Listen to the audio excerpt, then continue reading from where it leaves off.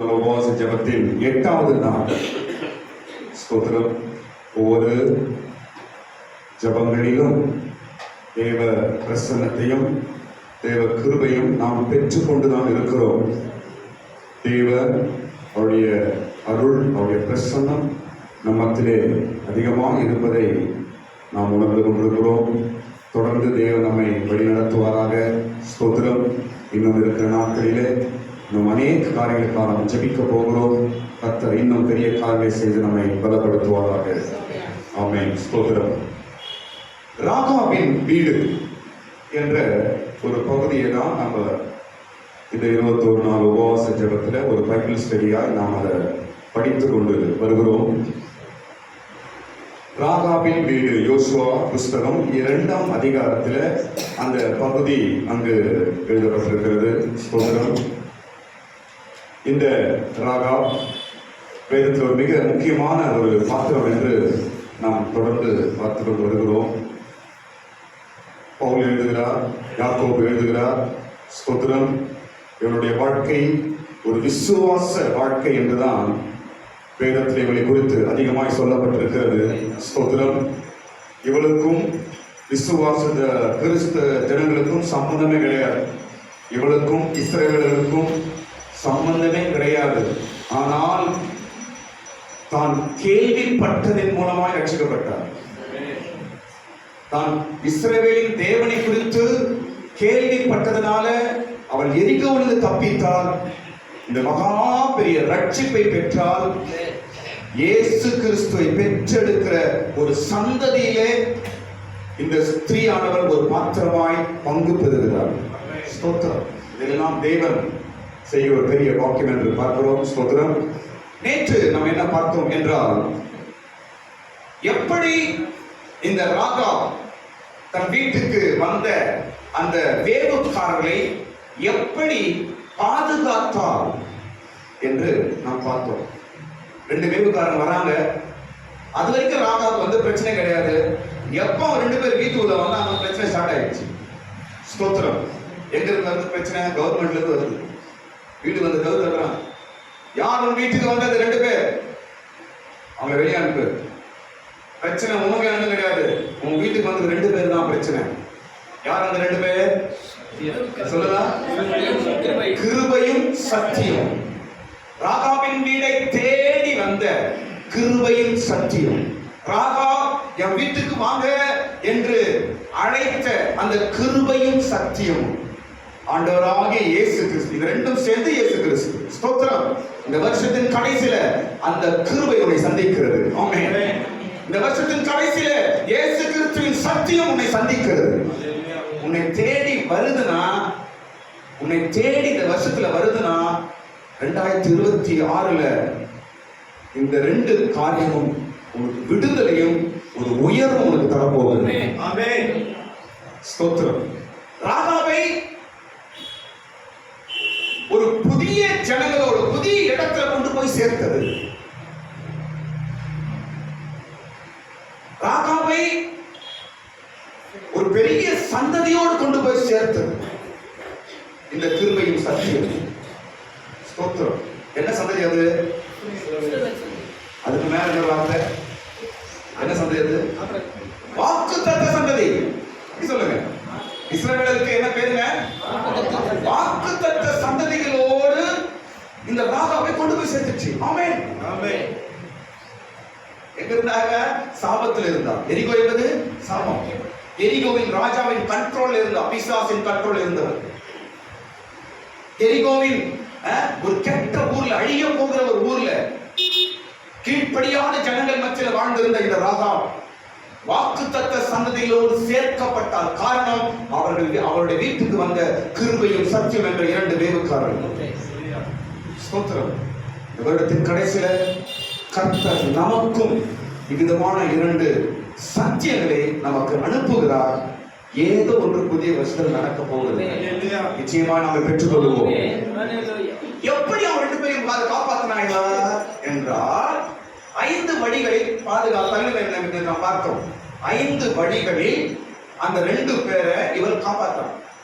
5 வழிகள். ஒன்று என்னது? பொறுமை.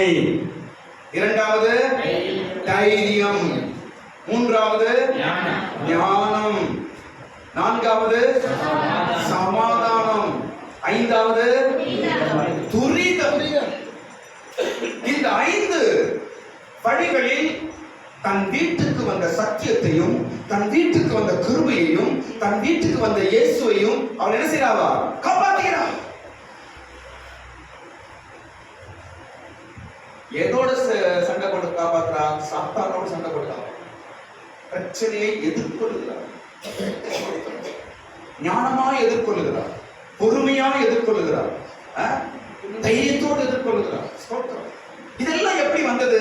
நேற்று நாம் பார்த்தோம். எப்படி வந்துச்சு இந்த சாமர்த்தியம், தைரியம், பொறுமை இதெல்லாம்? ராகாப் எப்படி வந்துச்சு? எப்படி வந்துச்சு? கிருபையும் சத்தியம் வீட்டுல இருக்கிறதுனால ஒண்ணு. இரண்டாவது, அவர் என்ன செய்தார்? அவர் கேள்விப்பட்டார். இஸ்ரவேலின் தேவனுடைய சக்தியை குறித்து அவள் கேள்விப்பட்டார். அதனால் இந்த பக்குவம் அவர்கிட்ட வந்துச்சு.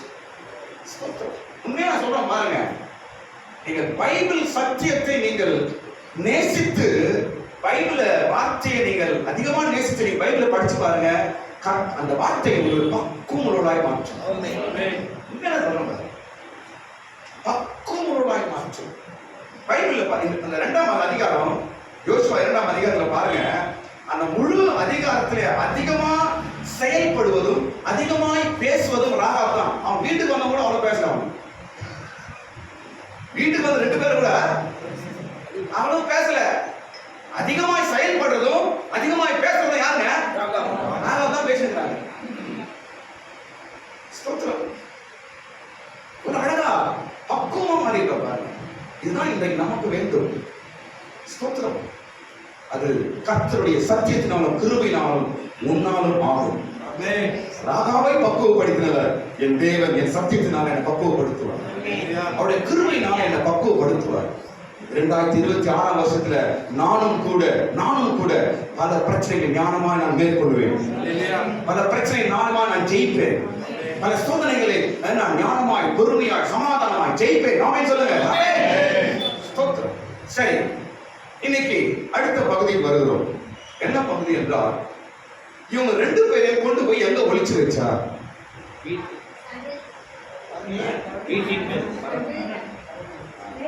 அப்புறம் மேல்கூரையில, அப்புறம் சமையல் கட்டியா? சணல் தட்டா? யாருக்காவது சமையல் கட்டி இருந்துச்சு? நல்லையா? இந்த 2 பேரையும் ராகா கொண்டு போய் ஒளித்து வைக்கிறார். ஒளித்து வைப்பதற்கு இன்னும் நல்ல அர்த்தம் சொல்ற பாருங்க. காத்துக் கொள்ளுகிறார், காப்பாற்றுகிறார். ஒளித்து வைப்பது அர்த்தங்க காப்பாற்றுகிறார். ஏன் என்றால், ஏன் அவன் 2 பேரை காப்பாற்றுறானா? தேடுகிறவர்கள் வருகிறார்கள். யார் வருது? தேடுகிறவர்கள்.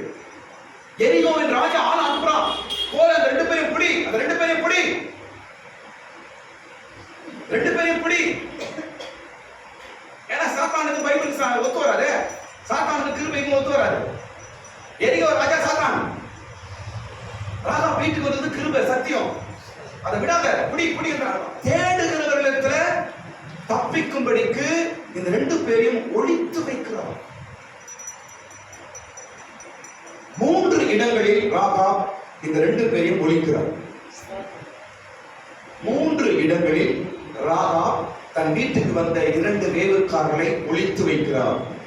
நம்பர் 1, மேல் வீட்டில் ஒளித்து வைக்கிறார். நம்பர் 2, சணல் தட்டுகளுக்குள்ளே ஒளித்து வைத்தார். நம்பர் 3, மலையிலே ஒளித்து வைத்தார். வசனம் படிங்க. 2ஆம் அதிகாரம் இந்த வசனம் 6ஆம் வசனம் படிங்க. அவர்களை வீட்டின் மேல் ஏற பண்ணி வீட்டின் மேல் பரப்பப்பட்ட சணல் தட்டைகளுக்குள்ளே மறைத்து வைத்திருந்தால். வீட்டின் மேல் ஒளிக்கிறார், அதுக்கப்புறம் சணல் தட்டுகள் ஒளிக்கிறார். இப்போ 16ஆம் வசனம் படிங்க. அப்பொழுது அந்த மனுஷர் அவளை நோக்கி, எங்கள் ஜீவனே உங்கள் ஜீவனுக்கு. 16ஆம் வசனம் 16. அப்பொழுது அவர் அவர்களை நோக்கி, தேடுகிறவர்கள் உங்களை காணாதபடிக்கு நீங்கள் மலையிலே போய் அவர்கள்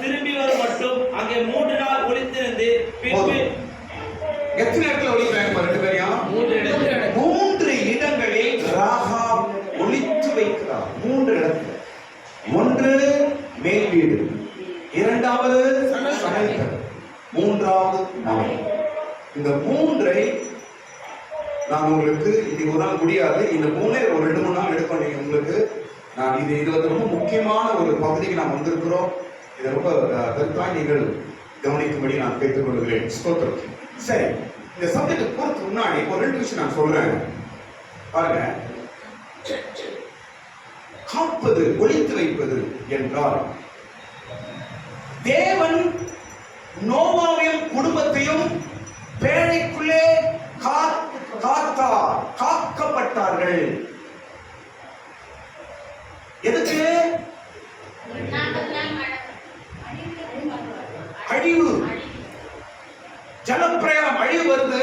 அந்த நேரத்தில் கடவுள் என்ன பண்றாரு? நோவா குடும்பத்தை கொண்டு போய் ஒளித்து வைக்கிறார், காக்கிறார். ஒளித்து வைப்பது காப்பாற்றுறதுங்க. கடவுளும் கையில 2 நாணயங்களை கொடுத்திருக்கிறார், 2 வெள்ளி காசு கொடுத்திருக்கிறார். பைபிள்ல ஒரு அம்மாவுக்கு 10 வெள்ளி காசு கொடுத்தாரு. இன்னைக்கு நம்ம கையில எத்தனை கொடுத்திருக்கிறாரு? 2 வச்சுக்கோங்க. ஒன்று கிருபை, இன்னொன்று சத்தியம். இதை நீங்க என்ன செய்யணும்? ஒளித்து அதை காக்க வேண்டும். ஸ்தோத்திரம். அன்னைக்கு தேவன் அந்த ஜலப்பிரயாணம் என்ற அழிவுக்கு நோவாவின் குடும்பத்தை ஒளித்ததனால் இன்றைக்கு இவ்வளவு பேர் சந்ததி உண்டாயிடுச்சு. காப்பது, அது வசனம் பாருங்க. 1 தெசலோனிக்கர் 5ஆம் அதிகாரம், அதுல சரி, அதுக்கு இன்னொரு வசனம் சொல்றேன் பாருங்க. 1 தெசலோனிக்கர் 5ஆம் அதிகாரம் 23ஆம் வசனம். 1 தெசலோனிக்கர் 5ஆம் அதிகாரம் 23ஆம் வசனம் பாருங்க. கிறிஸ்து வரும் வரைக்கும் நாம் காக்கப்பட வேண்டும். கிறிஸ்து வரும் வரைக்கும் நாம் என்ன செய்யப்படணுங்க? காக்கப்பட வேண்டும். காக்கப்பட வேண்டும். சீக்கிரம் படிங்க. 1 தெசலோனிக்கர் 5:23. படலாம் தான் வசனம் படிக்கணும். சமாதானத்தின் தேவன் தாமே உங்களை முற்றிலும் பரிசுத்தமாக்குவாராக. உங்கள் ஆவி, ஆத்மா, சரீரம் முழுவதும் நம்முடைய கர்த்தராகிய இயேசு கிறிஸ்து வரும் பொழுது குற்றமற்றதாக இருக்கும்படிக்கு காக்கப்படுவதாக. காக்கப்படுவதாக. எல்லாரும் சொல்லுங்க இந்த வார்த்தையை. காக்கப்படுவதாக. காக்கப்படுவதாக. ராகாப் என்ன செய்றாங்க? 2 பேரையும் காப்பாற்றுகிறார். நான் சொல்ல கவனிங்க, ஒரு வார்த்தை கவனிங்க. ராகாப் அந்த 2 பேரை காப்பாத்தினா தான் ராகாப் காப்பாற்றப்பட முடியும்.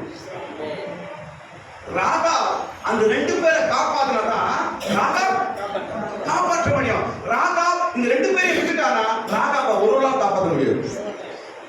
நீ கையில் இருக்கிற சத்தியத்தையும் கிறிஸ்துவையும் கிருபையையும் இன்றைக்கு நீ காத்துக் கொள்வாய் என்றால் நாளைக்கு அவைகள் உன்னை காப்பாற்றும்.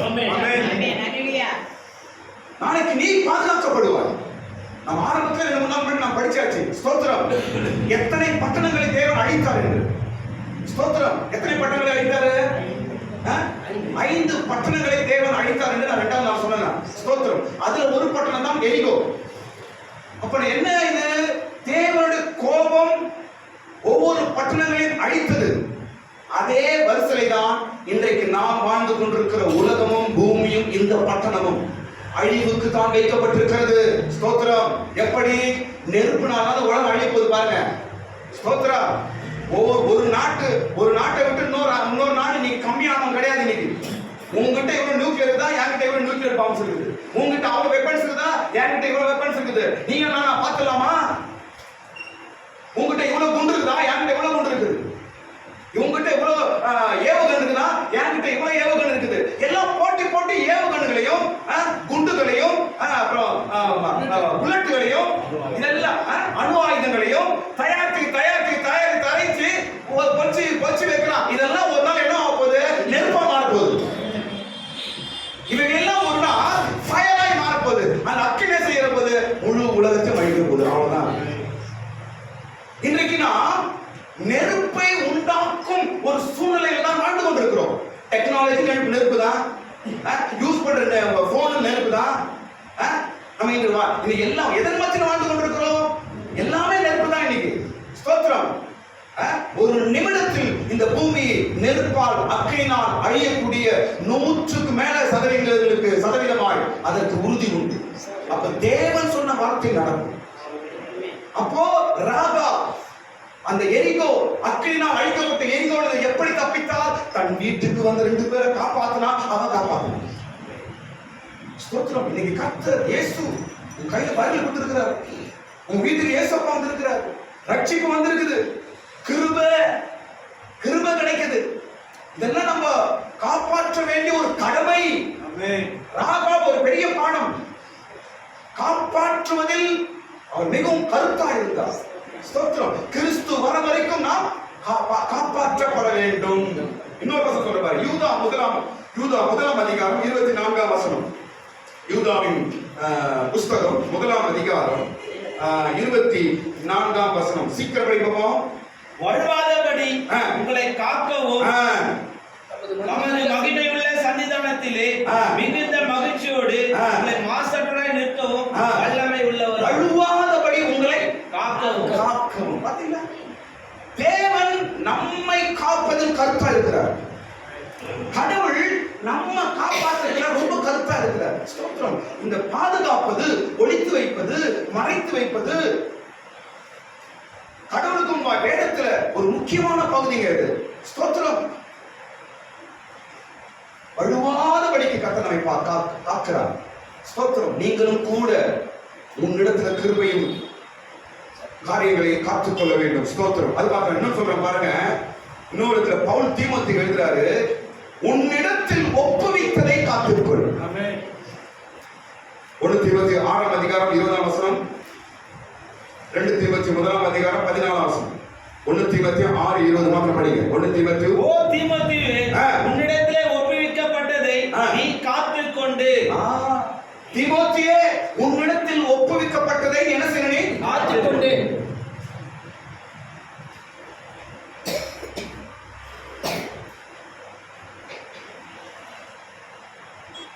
உங்ககிட்ட ஒரு 10 லட்சம் கொடுத்தா என்ன பண்ணுவீங்க? கொடுத்துதான் பாருங்க பாஸ்டர். என்ன பண்ணுது? குத்து பார்த்து என்ன பண்ணுவீங்க? என்ன பண்ண முடியும்? நம்ம அதை பத்திரப்பட என்ன பண்ணுவீங்க? பேங்க்ல எங்க போறோம்? நம்ம 10 லட்சம் என்ன பண்ணணும்? நம்ம பத்திரப்படுத்துறதுக்கு சரி. எனக்கு வீட்டில் இருக்க முடியும், எந்த வீட்டில் எங்கேயும் இருக்க முடியும். அதை பத்திரப்படுத்தும்படி எங்க போறோம்? நம்ம பேங்க்ல போய் அதை செய்யணும், போல பத்திரமா வைத்து காத்து கொள்ளுகிறோம். அதை தான் இப்ப நான் சொல்ல போறேன். 3 பேங்க் உங்களுக்கு கொடுத்திருக்கிற கிருபை சத்தியத்தை நீங்க 3 இடத்துல வச்சு காப்பாற்றணும். அதான் சொல்றேன். ஸ்தோத்திரம். இயேசு வரும் வரைக்கும் நீங்கள் காத்துக்கொள்ள வேண்டும். பவுல் வார்த்தை சொல்ற கவனிங்க. என் விசுவாசத்தை நான் காத்துக்கொண்டேன், என் ஓட்டத்தை எல்லாம் காத்துக்கொள்ள சொல்றாங்க. நம்ம சொல்லுமே, நான் விட்டுவிட்டேன் பரிசுத்தேன் சொல்ல முடியுமா? நாமும் காத்துக்கொண்டாதான் நம்ம படைப்பு. பாருங்க, என்ன கவனிங்க. இது கிருபையின் காலம். யாருக்கு எது கடன் கிடைக்கும்? இது என்ன காலம்? இது கிருபையின் காலம். ரட்சம் கேட்கிற கிடைக்கும், மன்னிப்பு கேட்கிற கிடைக்கும், அபிஷேகம் கேட்கிற கிடைக்கும், பரிசுத்தாவி கேட்கிற கிடைக்கும், அப்புறம் வரங்கள் கேட்கிற கிடைக்கும், சமாதானம் கேட்கிற கிடைக்கும். இது நல்ல ஒரு காலம், நல்ல ஒரு ஆட்சி. யாரோட ஆட்சி? பரிசுத்தாவியான ஆட்சி. இப்ப எது கேட்டாலும் கிடைக்கும் உங்களுக்கு. எல்லாம் பெற்றுக்கொள்ளலாம். ஆனா என்ன செய்யணும்? அதை காத்துக்கொள்ள வேண்டும். அதுதான் முக்கியம். ராகவா. சரி, இப்போ ராகா இந்த 2 பேரையும் முதலாவது எங்கு மறைத்து ஒளித்து வைத்தார் என்றால் மேல் வீட்டில். எங்க வைக்கிறார்? மேல் வீட்டில் ஒளித்து வைக்கிறார். இந்த மேல் வீடு 2 அர்த்தத்தை காணுகிறது. நாளைக்கு நான் வேற ஒன்று சொல்றேன், இன்னைக்கு ஒன்று சொல்றேன். மேல் வீட்டில் கொண்டு போய் ஸ்தோத்திரம். மேல் வீடு என்றால் பரிசுத்த ஆவியின் அபிஷேகம். மேல் வீடு என்றால் என்ன? பரிசுத்த ஆவி. எல்லாரும் சொல்லுவாங்க. அது ஒரு பேங்க். உன்னுடைய எல்லா கிருபைகள், உனக்குள்ள இருக்க சக்தியும் கடல் கொடுத்திருந்தா காப்பாற்றுவதற்கு நமக்கு உதவி செய்வது பரிசுத்த ஆவி. ஆமென். பரிசுத்த ஆவி ஒரு ஸ்தோத்திரம். இது ஒரு சில விஷயம் சொல்றேன் பாருங்க, கவனிங்க. இயேசு அவர் பரத்திற்கு போகும்பொழுது யார் அனுப்பினாரு? போயிட்டு அவர் அனுப்புறது யார் அனுப்பினாரு? பரிசுத்த ஆவியை அனுப்பினார். ஏன் என்றால் அவர் திரும்பி வரும் வரைக்கும் இந்த சபையும் கிறிஸ்துவையும் பார்த்துக்குவான். நான் போய் ஒரு தேற்றவாளனை அனுப்புவேன். இப்ப யார் இருக்கிறாங்க? இயேசு பதிலே அவர் என்ன பண்றாரு? நம்ம எல்லாரையும் பத்திரமாய் காக்குறார். சபையை காக்குறார், உங்களை காக்குறார், காப்பாற்றுறார். எதுவரை காப்பாற்றுறவரு? இயேசு வரும்போது கையை தட்டுங்க, கரங்களை தட்டுங்க. திரும்பி இயேசு வரும் வரைக்கும் பரிசுத்த ஆவியானவர் உன்னையும் சபையும் பாதுகாக்கிறார். அப்போ பாதுகாக்கிற ஒரு நபர் யார் என்றால் பரிசுத்த ஆவியானவர். பரிசுத்த ஆவியானவர் நிறைய விஷயம் நான் பார்க்கலாம். பாருங்க, ரெண்டாவது விஷயம் சொல்றேன் கவனிங்க. இன்னொரு விஷயம், பேதுரு யாரு? வெளிப்படுகிறார். ஓகே, பேதுரு யார் என்றால் இயேசுவை மறுதலித்தவர். பேதுரு யாருங்க? எத்தனை முறை மறுதலிக்கிறார்? 3 முறை இயேசுவை மறுதலித்தவர் பேதுரு. இரண்டாவது தோமா யார்? இது சந்தேகப்பட்டவன், அவிசுவாசி, சந்தேகப்பட்டவன். ஸ்தோத்திரம். ஓகேவா? ஆனா இவங்க 2 பேரும் பவர்ஃபுல்லா ஊழியம் செய்து முடிச்சாங்க. எப்படி? 2 துபா கொடுக்குறாங்க. பேதுரு ஒரு துபா கொடுக்குது, ரெண்டாவது துபா பேசி சொல்றேன். நம்ம ஃப்ரெண்டு தான், சும்மா பேசிக்கலாம். சாரி, நானே திட்டிக்கிறேன் சும்மா. ஓ, அவங்க பரிசுத்தவாங்க, சும்மா இருக்கா சார் 2 பேரும் எப்படி? ஆனால் ஊழியத்தை வெற்றியாய் முடித்து போனாங்க. இயேசு அவருக்கு உதவி பண்ணார். இயேசு யாரும் தெரியாது, போ, அவர் யாருன்னே தெரியாது அப்படின்னா அவரு திரும்ப எழுதுறாரு, வசனம் பண்றாரு, ஜனங்களுக்கு ரட்சிப்பு கொடுக்குறாரு. எப்படி? தோமாவை பார்த்தா நம்ம மாட்டோம்பா, நான் பொய்யா சொல்றேன். ஏசு அவர் செத்து போயிட்டாரு. அவரு எங்க வந்தாரு? அவர்லாம் வரல. சப்போஸ் வந்தாரு சொன்னா அவர் கையில ஆணி அடிச்சாங்களா இல்ல, நான் தொட்டு பார்த்தான் பார்ப்பேன். அதனால இங்க போட்டு ஒரு குத்தி போட்டு எங்காது மவுண்ட்ல அவர் போட்டார். தொட்டு பார்ப்பனாரு. இவர்கள் எப்படி சக்சஸ் முடிச்சாங்க? இவங்க ஆரம்பமே ஒரு ஃபெயிலியர் தான் இருக்குது. இயேசு கூட ஃபெயிலியர் தான். பாருங்க, எப்படி பேதுரு ஒரு ஃபெயிலியரா இருக்காரு, தோமாவும் ஒரு ஃபெயிலியர், மற்றவங்க ஒரு விதமா இருக்கிறாங்க. இவர்கள் எப்படி சக்சஸ் ஆகி முடித்தார்கள்? எப்படி அந்த ஊழியத்தையும் அந்த விசுவாசத்தையும் எப்படி இவர்கள் காப்பாற்றிக் கொண்டார்கள் என்றால் பரிசுத்த ஆவியானவர். அவங்க 2 பேரையும் காப்பாத்துறதே பரிசுத்த ஆவிதாங்க.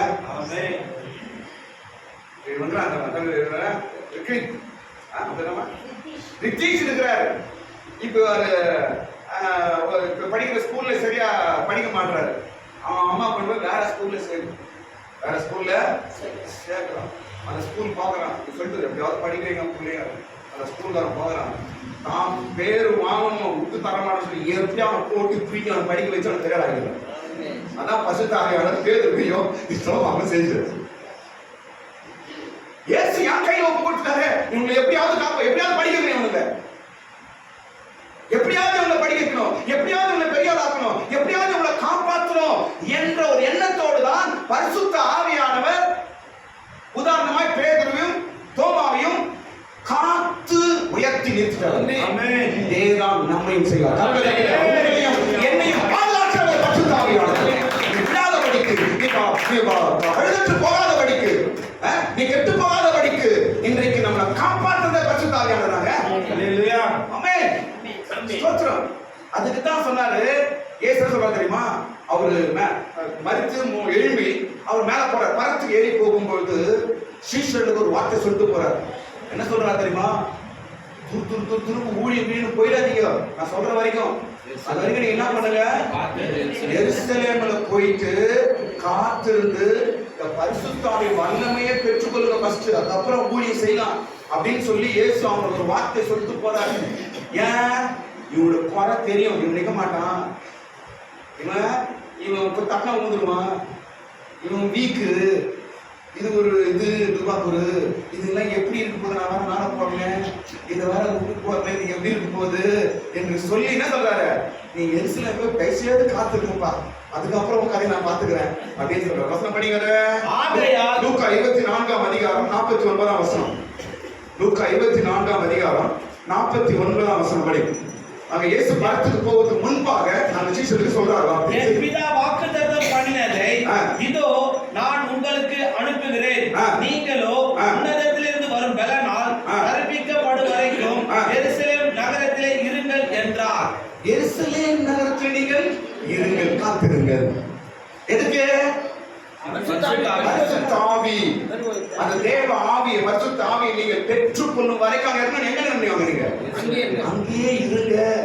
அந்த பரிசுத்த ஆவி பெற்ற பிற்பாடுதான் அவங்க காப்பாற்றப்பட்டார், அவங்க உருவாக்கப்பட்டார். இல்லன்னா சாத்தான் பேதுரு ஒரு மூலையை தள்ளிட்டு இருப்பான், தோமா ஒரு மூலையை தள்ளிட்டு இருப்பான், ஆள் ஒரு மூலையை வந்துருப்பாங்க. ஏசு இருக்கும் போதே கத்திக்க பார்த்தாங்க, அவனுக்கு நிற்க முடியாது. ஏசு ஏதோ கைக்கு குச்சிக்கிச்சு அவங்க எப்படியோ நடக்க வச்சு கொண்டு போயிட்டாரு. ஏசு இருக்கும் போதே எங்களால நிக்க முடியல, ஏசு இருக்கும் போதே விசுவாசம் இல்லை, ஏசு இருக்கும் போதே மறுதளிக்கிறாங்க, ஏசு இருக்கும் போதே இவன் விசுவாசம் இல்லாம இருக்கிறான். இன்னும் ஏசு இல்லாம எப்படி இருக்கும்? அப்ப அப்படி இருந்த அப்படியே இப்படி தள்ளாடி கொண்டிருந்த விசுவாசத்தை தள்ளாடி கொண்டிருந்தவர்களை கடைசி வரைக்கும் காப்பாற்றியது பரிசுத்த ஆவியானவர். ஸ்தோத்திரம். அதுக்குதான் சொல்றார், நீ எருசலேமில் போய் காத்திருப்பா, அந்த பரிசுத்த ஆவியை பெறு. தன் வீட்டுக்கு வந்த தனக்கு கிடைத்த 2 கிருபை சத்தியம் என்ற 2 வெள்ளிக்காசை ராகாப் கொண்டு போய் மேல் வீட்டில் ஒளித்து வைக்கிறார். மேல் வீடு என்பது பரிசுத்த ஆவியின் ஒரு சக்தி, வல்லமை. நான் சொல்ற பாருங்க, நம்ம கிட்ட இருக்கிற இந்த ரட்சிப்பு, நம்ம கிட்ட இருக்கிற ரட்சிப்பு, நம்ம கிட்ட இருக்கிற கிருபை, நம்ம கிட்ட கடவுள் கொடுத்திருக்கிறதெல்லாம் நம்ம காப்பாற்றணும்னா பரிசுத்த ஆவியின் சக்தி நமக்கு இருந்தாதான் நம்மை பாதுகாத்துக் கொள்ள முடியும். ஆமென். ஸ்தோத்திரம். இன்னொரு விஷயம் சொல்ற கவனிங்க, இன்னொரு விஷயம் சொல்ற உதாரணம். ஒரு பொருள், எனக்கு கவனிங்க, ஒரு பொருள் கெட்டு போகாமல் இருப்பதற்கு உபயோகப்படுத்தக்கூடிய முக்கியமான ஒரு பொருள் என்னவென்றால் எண்ணெய். அப்படிதானே? ஊத கெட்டு போகிறா ஊத்தீங்க, என்னமா என்ன ஊத்தீங்களாமா? எண்ணெய் நிறைய ஊத்து, கிடாம இருக்கும். வீட்டுல ஒண்ணு எண்ணெய் நிறைய ஊத்து, ருசியா இருக்கும். அப்புறம் என்ன?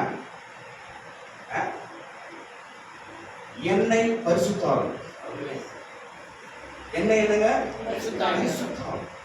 ஒரு பொருளை கெடாமல் காப்பது எண்ணெய் தன்மை. உனக்குள்ள இருக்கிற ரட்சிப்பு, உனக்குள்ள இருக்கிற தெய்வீக காரியங்கள் கெட்டு போகாமல் இருக்கும்படிக்கு உன் மேல கடல் என்ன ஊத்துறது? எண்ணெய் ஊற்றுகிறார். அதுதான் அபிஷேகம், அதுதான் பரிசுத்த ஆவி. அல்லேலூயா. சொல்ற பாருங்க, எசேக்கியேல் 14ஆம் அதிகாரம் 9ஆம் வசனம், ஏசாயா 1ஆம் அதிகாரம் 6ஆம் வசனம். எசேக்கியேல் 14:9 மாத்திரம் படிங்க. எசேக்கியேல் 14:9. அங்க இஸ்ரவேல் எப்படி அடிபட்டு கீழே விழுந்து கிடக்குது என்று இஸ்ரவேலை குறித்து ஆண்டவர் ஆவியானவர் பேசுகிறார். அந்த அடிபட்டு கீழே விழுந்து இருக்கிற இஸ்ரவேலை எப்படி சரி பண்றாருன்றத ஆண்டவர் சொல்றாரு பாருங்க, படிங்க. நான் உன்னை ஜலத்தினாலே முழுக காட்டி உன்னை ரத்தமாற ஸ்நானம் பண்ணிவிட்டு உனக்கு எண்ணெய் பூசி நீ எப்படி இருக்கிற? ரத்தத்தோடு ரோட்ல விழுந்து கிடக்குற, நீ காயத்தோடு விழுந்து கிடக்குற, நீ அடிபட்டு கிடக்குற, நீ நிர்வாணமா கிடக்குற என்று அந்த விழுந்து போயிருக்கிற அந்த எருசலேமை கடவுள் எப்படி இஸ்ரவேலை எப்படி கொண்டு வந்து காப்பாற்றுறானா? கழுவி அதுக்கு எண்ணெய் பாதுகாக்கிறது, எண்ணெய் காயம் கட்டுகிறது. எண்ணெய் என்றால் என்ன? ஸ்தோத்திரம். மேல் வீடு, மேல் வீடு என்றால் பரிசுத்த ஆவி. ஸ்தோத்திரம். இன்றைக்கு நான் சொல்றேன் பாருங்க, நீங்கள் கடைசி வரைக்கும் இந்த ரட்சிப்பிலே நின்று ஏசப்பா கூட பரலோகத்திற்கு நீங்க போக வேண்டும் என்றால் பரிசுத்த ஆவியின் வல்லமையினால் தான் நீங்கள் காக்கப்பட முடியும். ஆமென். எப்படி இந்த உலகத்தின் சபையை, இந்த பூமியை ஏசப்பா பரிசுத்த ஆவியின் கையில் ஒப்பு கொடுத்துட்டு போனாரோ, எப்படி சீஷர்களை இயேசு பரிசுத்த ஆவியின் கையில் ஒப்பு கொடுத்துட்டு போனாரோ, எப்படி ஒரு பொருளை கெட்டு போகாமல் எண்ணெயை ஊற்றி பாதுகாக்கப்படுகிறதோ, அது போல நீங்களும் நானும் நமக்கு கிடைத்த அந்த கிருபையை, சத்தியத்தை நாம் காப்பாற்றிக் கொள்ள வேண்டும் என்றால், காத்துக் கொள்ள வேண்டும் என்றால் பரிசுத்த ஆவியின் சக்தி இல்லை என்றால் வல்லமை நமக்கு வேண்டும். ஆமென் சொல்லுங்க. அந்த வல்லமை தான் உங்களை பாதுகாக்கும். ஸ்தோத்திரம். மேல் வீடு என்றால் அப்போஸ்தலர் 2ஆம் அதிகாரம், அப்போஸ்தலர் 2ஆம் அதிகாரத்தை நாம் படிக்கிறோம். அவர்கள் எல்லாரும் மேல் வீட்டிலே கூடி இருந்தார்கள். எங்க கூடியிருந்தார்கள் அவர்கள்? மேல் வீட்டில் கூடியிருந்தார்கள். அப்பொழுது அப்பொழுது பலத்த காற்று, பெந்தெகோஸ்தே என்னும் நாள் வந்த பொழுது அவர்கள் எல்லாரும் ஒருமனப்பட்டு ஒரு இடத்திலே வந்திருந்தார்கள். அப்பொழுது பலத்த காற்று, மேல் வீடு எல்லாரும் மேல் வீட்டாக கூடியிருந்தார்கள்.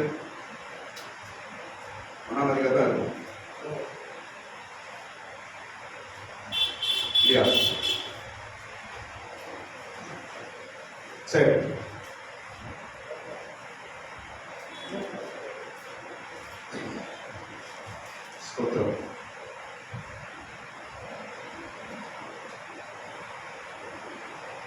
அவர்கள் அங்கே வந்த பொழுது மேல் வீட்டில் ஏறினார்கள்.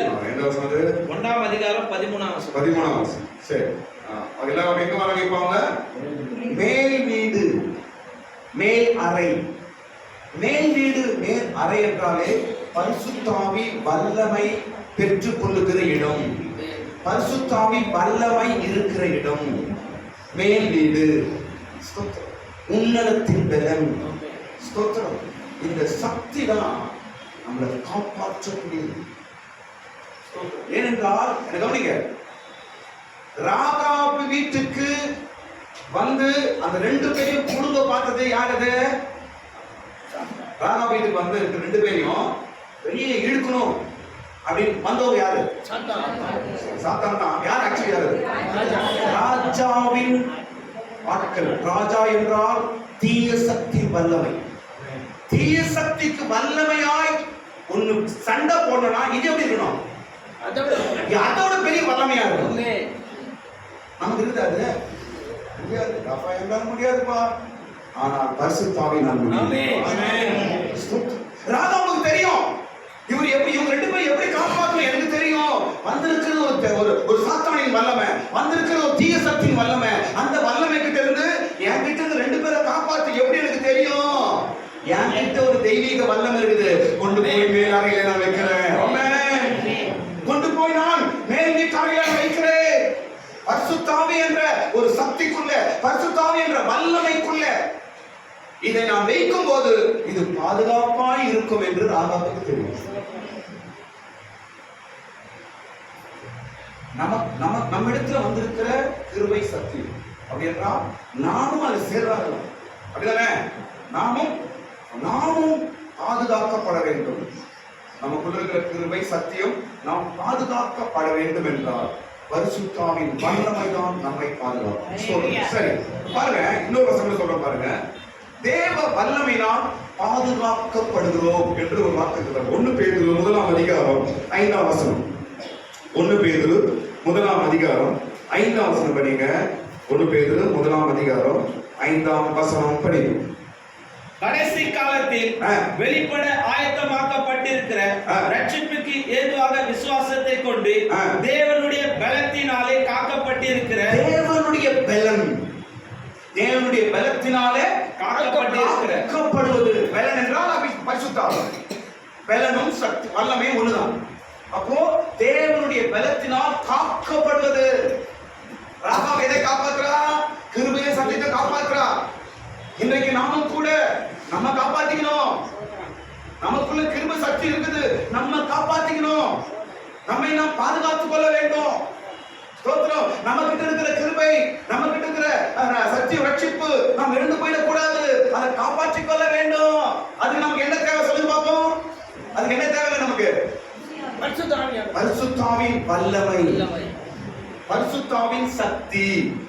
ஸ்தோத்திரம். அந்த வல்லமை தான் நம்மை பாதுகாக்கும். அதான் மேல் வீடு, அதான் மேல் வீடு.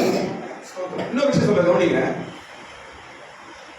இன்னொரு விஷயம், ஆதியாகமம் 1ஆம் அதிகாரத்துல ஜலத்தின் மீது ஆவியானவர் அசைவாடி கொண்டிருந்தார். ஜலத்தின் மீது ஆவியானவர் அசைவாடி கொண்டிருந்தார். அந்த வசனம் படிக்கும் பொழுது பூமியானது ஒழுங்கின்மையும் பெருமையும் அப்புறம் இருளும் நிறைந்து இருந்தது. பரிசுத்த தேவ ஆவியானவர் ஜலத்தின் மீது என்ன இது? கடல் உண்டாக்குற பூமி ஒழுங்கின்மையா இருக்குது, கடல் உண்மை உண்டாக்கிற பூமி பெருமையா இருக்குது, கடல் உண்டாக்கிற பூமி இருளா இருக்குது. இப்படி அர்த்தம். ஒழுங்கின்மைக்கும் கடவுளுக்கு சம்பந்தமே கிடையாது. கடவுள் ஒழுங்குள்ளவர். நம்மளே எவ்வளவு ஒழுங்கா இருக்கிறோம், அப்ப நம்ம கடவுள் ஒழுங்கின்மையா இருப்பாரு. அது எப்படி பூமி ஒழுங்கின்மையா உண்டாக்கினாரு? அது வர ஒழுங்கின்மையா இருக்குது, அங்க வர தேவ ஆவியான ஆசை ஆடலாம். என்ன இருக்கு? சம்பந்தமே இல்லையா? தேவ ஆவியான எங்க இருந்தாலும் அங்க எப்படி இருக்காங்க? எப்படி இது சம்பந்தம் இல்லாத வார்த்தையா இருக்குது என்றால் கவி,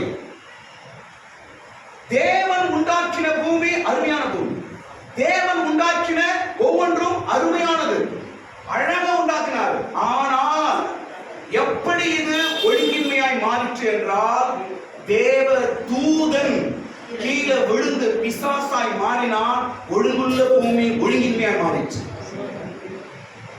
உலகம் சிருஷ்டிப்பதற்கு முன்பாகவே முதலாய் தேவன் சிருஷ்டித்தது யார் என்றால் தேவ தூதர்களை தான் கடவுள் சிருஷ்டித்தார். அதுக்கு அப்புறம் தான் பூமியெல்லாம் உண்டாக்குறார். ஸ்தோத்திரம். அப்போ தேவன் சிருஷ்டித்த அந்த தேவ தூதர்கள் மேல இருக்கிறாங்க. கடலுக்கு கீழே பூமியெல்லாம் உண்டாக்கி வச்சிருக்கிறாரு. அதுக்குள்ள மேல என்ன ஆயிடுச்சு அவங்களுக்கு? இதெல்லாம் பார்த்த உடனே நானும் கடவுளான மாதிரி இருக்கணும். ஏன்னா அந்த இடத்துல வச்சுக்கிறாரு இவங்க. அந்த அளவுக்கு நல்ல ஞானம், அறிவு, அழகு, நல்ல இதெல்லாம் கொடுத்து ஆண்டவர் உண்டாக்கி வச்சிட்டாரு. அவங்க என்ன வந்துச்சு? அவங்களுக்கு நானும் கடவுள் தான், நானும் ஒரு பூமி உண்டாக்குறேன், நீ இது உண்டாக்குறியா, நான் ஒரு ஃபேன் உண்டாக்குறேன். என்ன உண்டாயிடுச்சு? பெருமை. அந்த பெருமைனால என்ன ஆகுதார்கள்? அவர்கள் தள்ளப்பட்டார்கள், கீழே விழுந்தார்கள். கீழே விழுந்தோட பிசாசா மாறுறான்.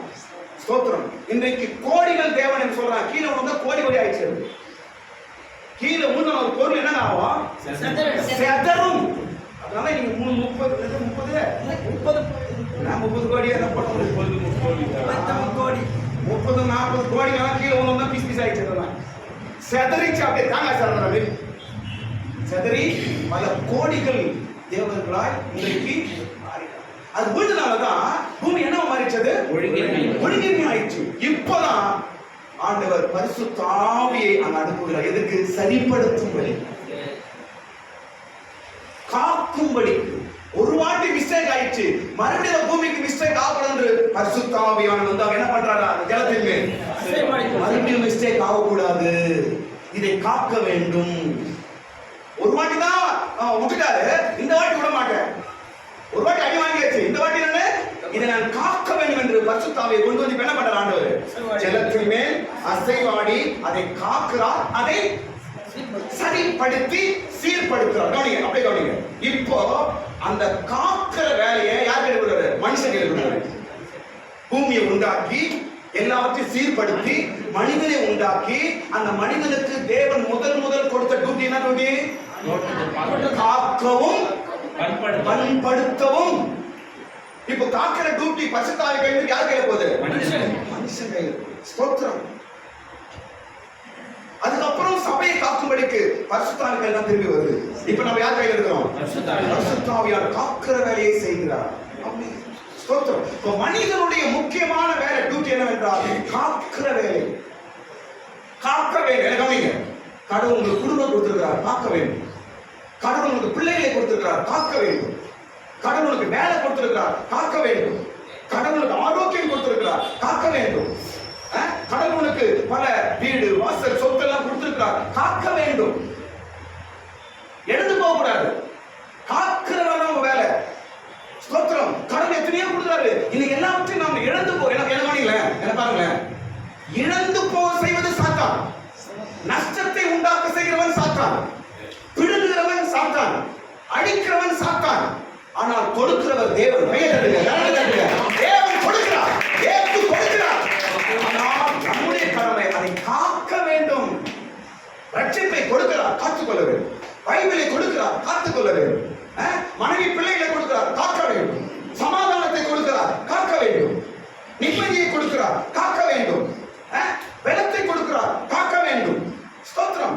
எல்லாம் இருக்கு பாருங்க. எனக்கு கவனிங்க, மனுஷனுடைய வாழ்க்கையில கெடுதல் அழிவு எல்லாம் உண்டாக்குறது எல்லாம் தீய சக்தி தான். ஸ்தோத்திரம். பாருங்க, மனிதனுக்கு ஞானம் என்று சொல்லி அவனை சாத்தான் கெடுத்துதான் இருக்கிறாங்க.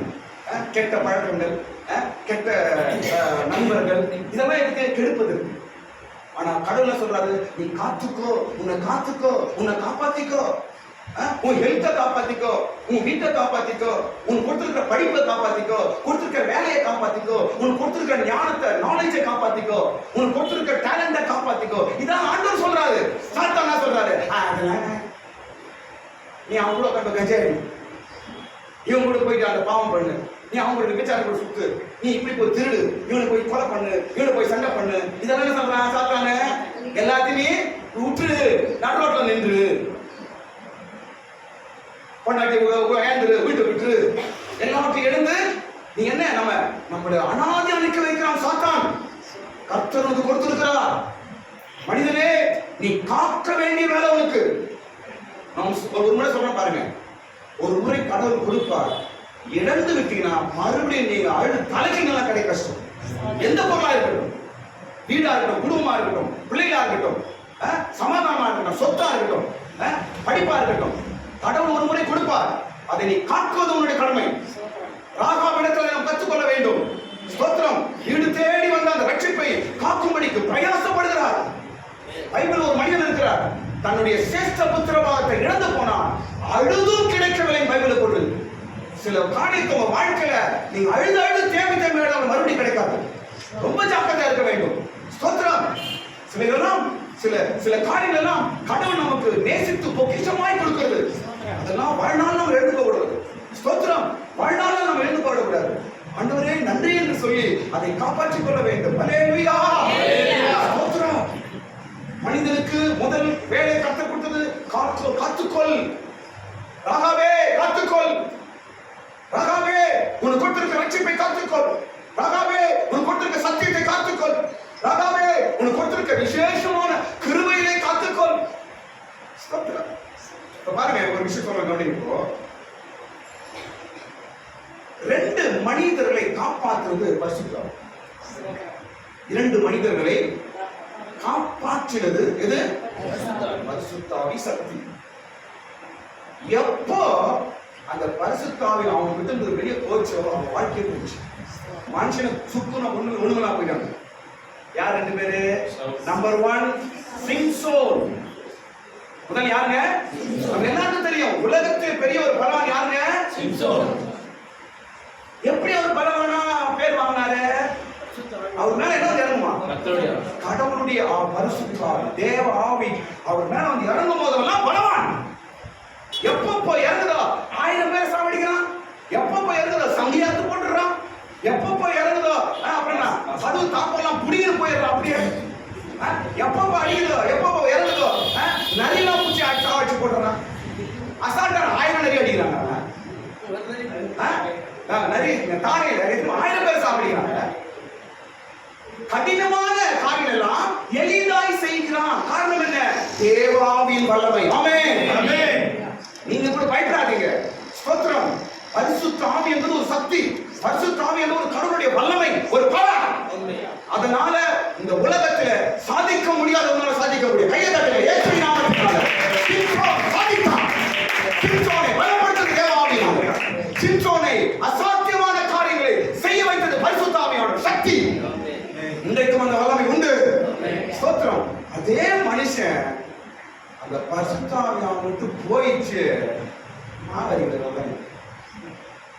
அடிக்கிறாரு? இது முன்னாடி மாமா அடிக்கிறவர் அவரு. மாமா அடிக்க பாரு எல்லாரும். ஏய் அப்படின்னு ஆளு இப்ப என்ன ஆயிட்டாரு இவரு? மாமா அடிக்கிறாரு. சும்மா அடிக்கல, 2 கண்ணு வேற அவருக்கு கண்ணு தெரியாம மாமா அடிக்கிறாரு. ஏன்? அவர் மேல இருந்த பரிசுத்த ஆவி சக்தி என்ன ஆயிடுச்சு?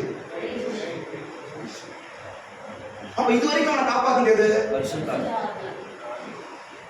மனிதனை காப்பாற்றும் ஸ்தோத்திரம். இன்றைக்கு உன்னையும் காப்பதற்கே வல்லமையா முடியும். நம்புங்க, இயேசுவின் நாமத்தினால்.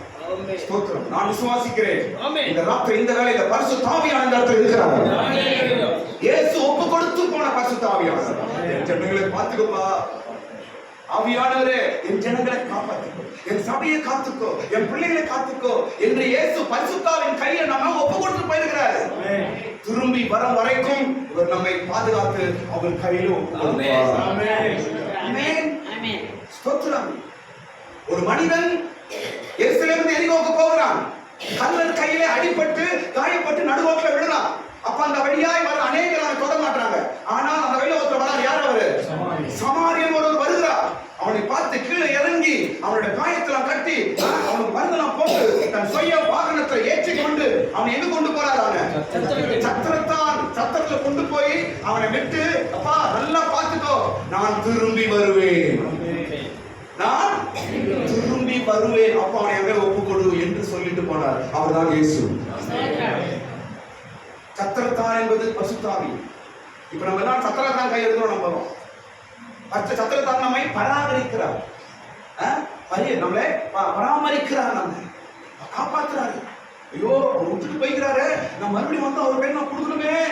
எத்தனை பேரை கொடுத்துட்டு போனாரோ அத்தனை பேரை ஒப்பு கொடுக்கணுமே.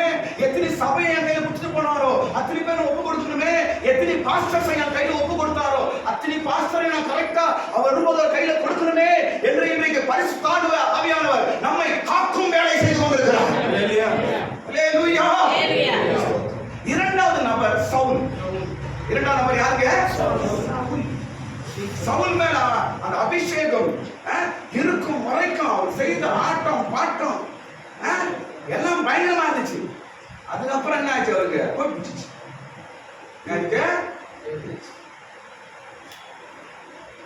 தேவ ஆவியானவர் அவனை விட்டு விலகினார் என்று பெயர்.